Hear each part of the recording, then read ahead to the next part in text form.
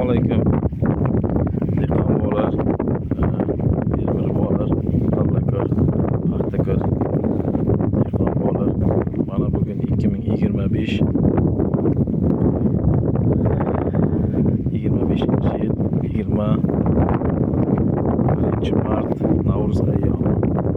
Biz Alla dalasidamiz. Mana shu Smart Organic firmasi bilan 2025-yil hosiligacha mana hamkorlikda qilaydigan agrotexnik tadbirlarimiz g'allaga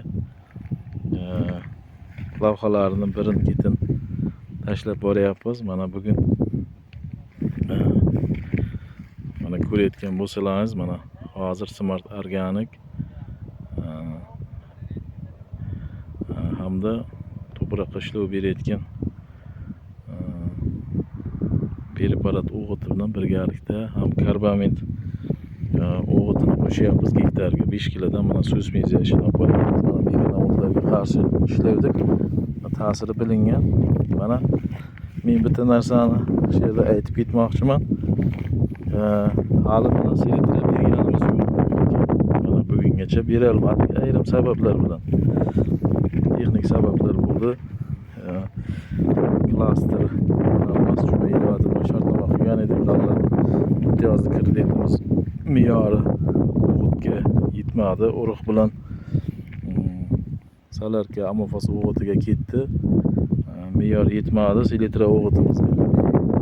Keyin 500 so'm qo'shimcha bilan yana ko'tarilgan narx bilan yana me'yor ko'tarilib selitra oldik. Olgan vaqtimizga yomg'irlar o'tkazib qo'ydik mart oyining boshida. Issiq kunlarga to'g'ri kelib qoldikda selitrani sepsak befoyda bo'lib qoladi. Yana yo'qotamiz selitrani deb turib selitrani yo'qotamiz deb turib sepmay turdik. Mana nasib bo'lsa Xudoyim ob-havoni beryapti. Ertaga selitrani sepib boshlaymiz. Men Absalom aka bilan maslahat qildim. 500-300 kilodan sepsam birdan degan edim. Mayli bo'ladi dedi. Chunki oldingi sepilmagan ularni haqiga endi mana sepishimiz kerak.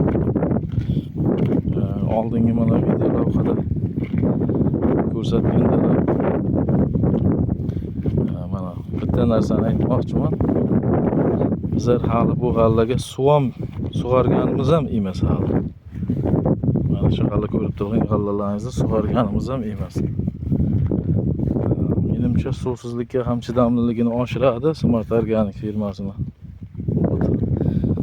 Mana gandimak bo'lsa mana o'sha o'g'it ximikat o'g'itni mana ta'siri bilingan, to'xtagan o'sishdan. Ham sal sarg'ayib boshlagan. Endi nasib bo'lsa mana yaxshi yomg'irlarni bersa Xudoyim selitramizdan keyin mana suspenziyasini qilib oldik, bugun ishlab oldik. Nasib bo'lsa g'allamiz rivoji yaxshi bo'lishi kerak inshaalloh. Xudodan nasib yaxshi ko'rib turgan dalalar Smart Organic firmasi bilan ishlab kelyapmiz. Bizi baquvvat nasib bo'lsa bergan oziqlarimizni olsa natija yomon bo'lmaydi. Endi sizlar bilan yana natijasi bo'yicha nasib bo'lsa video lavha qilamiz. Rahmat e'tiborlaringiz uchun.